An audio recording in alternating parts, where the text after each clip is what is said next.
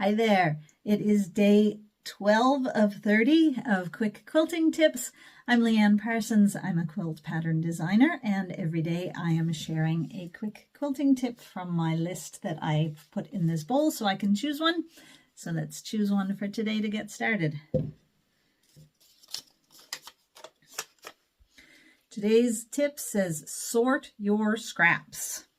This is one that made a huge difference for me because I used to be absolutely overwhelmed every time I tried to use my scraps to make a scrap quilt.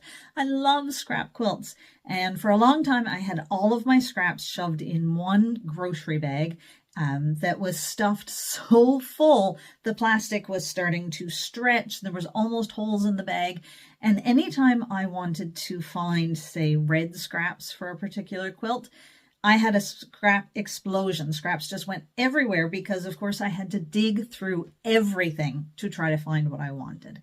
And so one day I finally broke down and I sorted my scraps by color into empty boxes. And now it is so much easier to make all of the scrap quilts that I absolutely love, because now when I need red scraps, I go to the box labeled red, and that's all I have to sort through, and it makes things so much easier.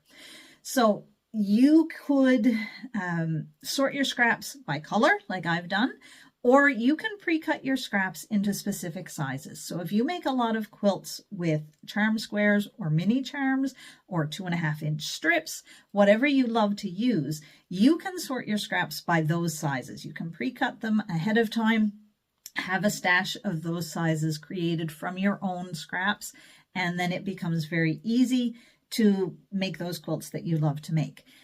If you do a lot of applique, maybe pre-cutting your sizes doesn't make any sense, because if you're going to want to cut a flower out of your pink scraps, well, you don't want them all to be in 2.5-inch strips because you can't cut flowers out of that very easily. So how you sort your scraps is going to depend on what kind of quilts you love to make and how much you want to spend time pre-cutting ahead of time. So I have a PDF guide that is all about escaping the scrap overwhelm so that you can use those scraps to make beautiful quilts. So I will put the link to that in the spreadsheet that I am adding to each day.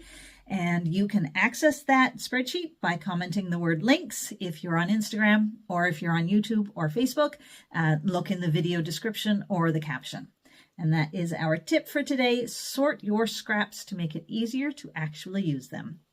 Bye-bye.